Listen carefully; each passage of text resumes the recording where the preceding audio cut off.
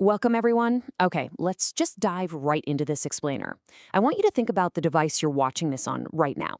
Under the hood, it's crunching billions of pieces of information using the absolute bedrock of our digital world, which is, of course, the classical bit. But today, we're going to do something kind of wild. We're going to completely reconstruct reality from a single, undeniable law of physics. I know, sounds like a massive task, but by the end of this, you're going to see how that very foundation, the basic 0 and 1 computer bit, is literally mathematically outlawed by the universe itself. And we'll see exactly why reality is forced to be shaped entirely differently. And we'll see exactly why reality is forced to be shaped entirely differently. So we naturally tend to think of reality as being made up of, static objects. We picture particles, atoms, and solid things just sitting there in empty space, waiting to bump into each other. But the math, it tells a vastly different story. Reality isn't a collection of objects at all. It is fundamentally a continuous flow. As this quote beautifully puts it, to exist in this universe means to flow. And to flow, you need a space that never, ever forces you to stop. All right, so we start our deductive mystery here with one inescapable axiom. We call it C1. Basically, C1 is the universal mandate that all things must change continuously. There is absolutely no such thing as holding perfectly still. You can think of the universe kind of like a shark that has to keep swimming just to survive, right? If the shark stops moving, it dies. Under C1, any fixed point, which is really just a math term for a place where a flow completely stops and hits total stasis, is strictly forbidden. It is a completely illegal state in nature. Which brings us to the absolute law of our reality. It's super simple. Nothing cannot change. If reality ever hit a true fixed point, if a system ever stopped completely, it would reach its absolute lowest energy state and permanently halt. It'd essentially be this deadlock that it could never escape from. A universe that stops changing instantly destroys its own ability to exist. Stasis is quite literally the death of reality. Okay, so let's test the bedrock of our modern digital world against the strict universal law. Think about the ones and zeros in your computer right now. We can compare the classical bit to a set of stepping stones. To get across a river on stepping stones, you have to make a discrete, halting jump from one rock to the next. But here's the kicker. The universe doesn't allow stepping stones. It demands the river itself. It requires a continuous, fluid flow that moves without ever stopping or suddenly snapping from one state to another. Let's actually walk through why the classical bit is totally illegal under the laws of physics. To get from a yes state to a no state, from a 0 to a 1, a classical bit can't just fluidly slide over. It has to leap. It has to leave the 0, cross a gap, and land on the 1. And that discrete jump means there is a moment, a tiny gap in the action, where the flow of change stops and restarts. It momentarily freezes in order to jump, which creates a forbidden fixed point. The classical bit completely violates the C1 law of continuous change simply because it demands a discrete pause. And this forces us into a massive paradigm-shifting realization. If the very foundation of our computers, the classical binary bit, is outlawed by physics because it requires a frozen jump, what exactly does the universe use to build itself? Like, if the universe needs a way to express this or that without ever standing still, what minimal object can legally exist? Well, the answer is the qubit. Now, we hear about qubits all the time as this weird futuristic quantum magic that powers supercomputers. But if you look at it through the lens of continuous flow, there's no magic at all. It's just perfectly aligning with the true laws of physics.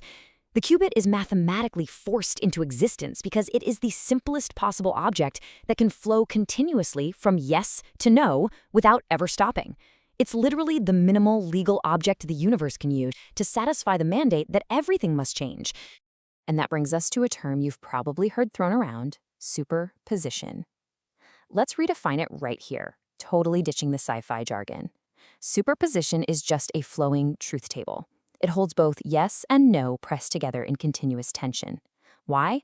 Because actually deciding on just one, locking into a solid yes or a solid no, would mean standing still.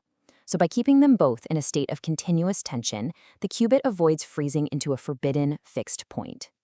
But wait, if absolutely everything in the universe is a continuous flow, why do we experience a binary reality?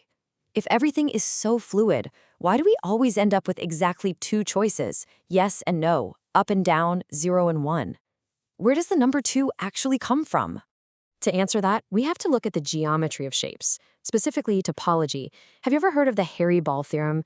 Yes, it's a real, slightly funny mathematical proof, but it states that you cannot comb a hairy sphere completely flat without creating a cowlick or swirls somewhere on the ball. You just can't do it. The mathematics of a continuous flow on a sphere, known by its Euler characteristic, basically dictate that the flow must momentarily pause at exactly two places. It is mathematically unavoidable. You see, different shapes handle flow differently based on their Euler characteristic, which we denote with the Greek letter chi. For example, a simple point has a chi of 1, which represents total stasis and is, as we know, completely illegal under the C1 law. Now, the space where a qubit's observable states live is called the Bloch sphere, and a sphere has a chi of exactly 2. Because that value is 2, any continuous flow over that sphere is mathematically forced for pause momentarily at exactly 2 poles. So the crucial takeaway here is that yes and no aren't just arbitrarily programmed into the universe. The binariness of the bit, the very reason we get a measurable 0 and 1 in our daily lives, is a topological necessity. Those 2 poles on the Bloch sphere are the exact 2 zeros where topological flow is permitted to momentarily halt without violating the overarching law of continuous change. So the binary nature of our world is essentially this wild geometric illusion required just to prevent stasis. But hang on, we have a bit of a paradox here. If the universe mandates that absolutely everything must constantly change, how does the outcome of a qubit appear perfectly stable to us when we finally measure it? Well, enter a mathematical map called the Hopf vibration. Specifically, this is mapping from a higher dimensional space down to our observable sphere, mathematically written as S3 to S2. This is the bridge. It connects the hidden, constantly moving internal quantum state of the qubit to the stable reality we actually observe on the outside. The universe pulls off this absolutely incredible trick to handle the paradox, and it's called the global phase. The vast majority of what the qubit is doing is spinning globally and constantly changing internally. It's burning off that mandatory change required by the universe entirely on the inside. It does this in a free internal change represented by the global phase, even while the external, observable state barely moves at all. It just stays safely parked right near one of the 2 poles. You can think of the qubit as making a brilliant deal with the universe. It's effectively saying, I will spin globally to satisfy the law of constant change, and in return, my observable point barely has to move at all, just 10 to the negative 16th. I mean, that is practically 0. You get this continuous, mandatory change internally without disrupting the stable physical reality we rely on externally. It's genius. Let's quickly recap the closing argument of this incredible deductive mystery we've just uncovered. We started with one single undeniable law. The universe demands continuous flow.